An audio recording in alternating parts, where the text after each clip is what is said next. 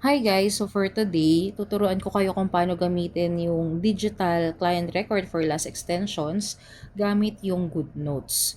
So una sa lahat, so ito yung gagamitin natin pero dapat po ay meron po kayong na-download na GoodNotes.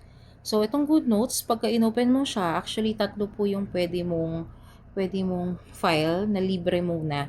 Pag more than 3 na, may bayad na po yun. So since dalawa pa lang naman, pwede pa ng isa. So, paano po tayo maglalagay dito ng documents? So, click lang po natin yung new. So, pag na-click nyo yung new, lalabas po yung import. And then, you choose media picker. And then, sa media picker, doon na po hanapin yung file name. So, ano po yung file name natin? Digital Client Record for Last Extension. So, ito po yun. So, paano po ito gamitin? Una muna, turuan mo na yung mga tools ni GoodNotes.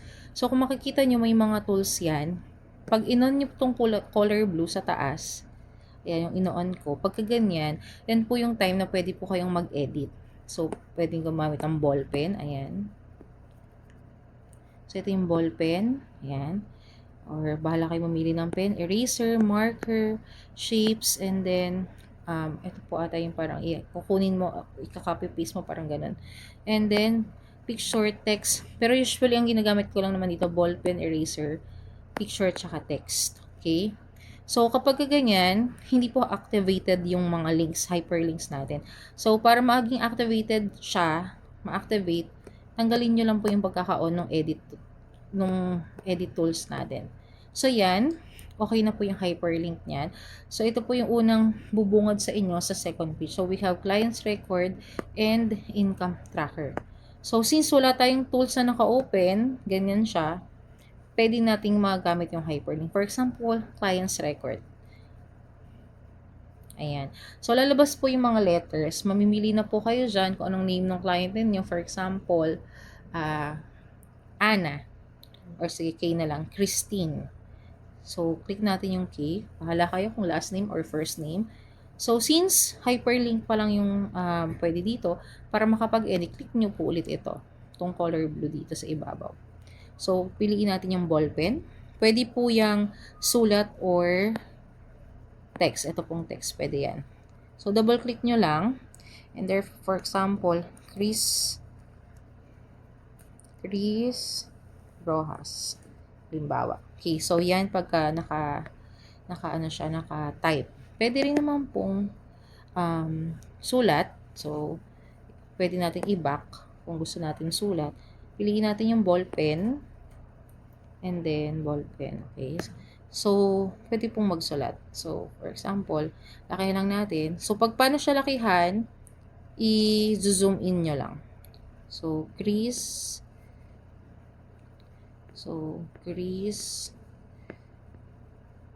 Rojas. Ayan. So, bahala po kayo kung saan kayo mas komportable. Kung mas komportable kayo nang nagta-type, pwede rin namang sulat para mabilis.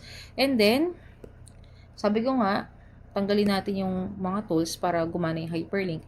Click natin yung hyperlink. So, dito na po magsusulat ng record ni Chris Rojas. So, name.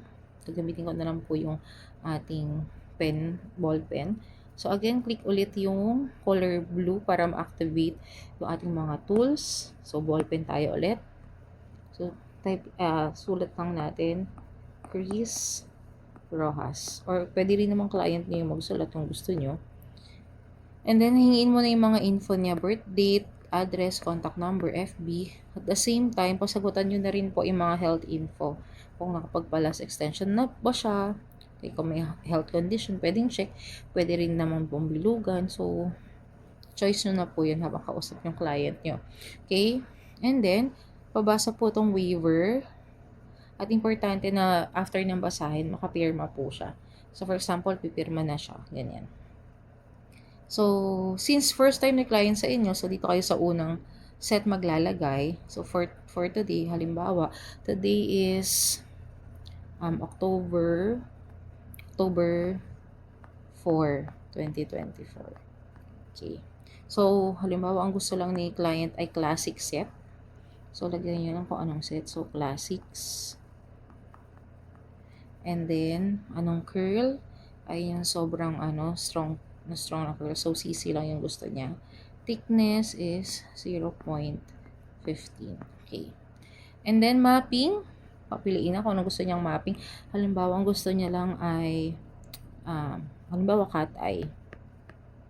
Para meron po tayong reference para sa susunod na paggawa ni client. So, ayan. So, pwede na kayo mag-drawing gamit yung ballpen na tool. Okay. So, 11, 11, 12, 13, 13, 14. So, pwede niyong lakihan.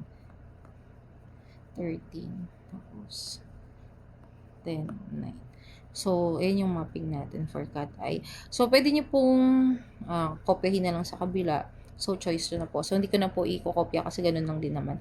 So, kapag natapos na yung last extension ng kagandahan dito, pwede po tayo mag-insert ng picture. Ito pong icon na to. And then, insert an image. Okay, for example, ito. Ayan yung pinagawa ni client. So, sample lang din naman to. Ayan. So, pwede nyo i-adjust. Ayan. So, meron ka ng record ni client. So, tanggalin natin ulit yung tools. Ayan. Then, zoom out. So, at least meron ka ng reference kung ano ba yung itsura nung last na pinagawa ni client. So, para ano ba nagawa? O, next time, anong ipapagawa? So, kasi minsan yan din yung problema ko. Nakakalimutan ko, lalo na kung wala kang record, kung anong size nga ba, anong thickness, tsaka kung ano pang mga comment yan. Pwede naman din kayong mag-customize pa dito ng ano nyo, ng mapping nyo, or whatever. So, yun lang. Anyway, meron din pala ditong money tracker. So, for example, click mo yung money in. Ayan.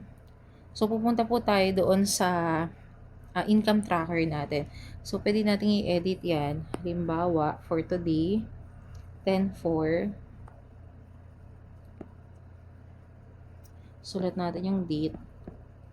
10/4. 24. Okay, so nagbayad si client ng 600. Okay, ayan. So, meron ka ng record ni client. And, home lang tayo. Pag home, lagi lang tayo babalik dun sa may letters. So, yun lang. So, lahat po ng letters na yan, ayan, letter A hanggang, ano ba yan? Letter A hanggang, home lang tayo ulit. Letter A hanggang Z, meron po tayong 12 each. 12 each na ayan. So, 12 each na client per letter. So, home lang tayo. Minsan naglo-loading lang siya. Or siguro mabagal lang yung tablet ko. So, click nyo lang. Okay, o Z.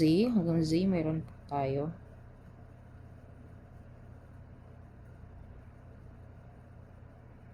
Ayan. So, ayan. So, lahat po ito ay naka-hyperlink.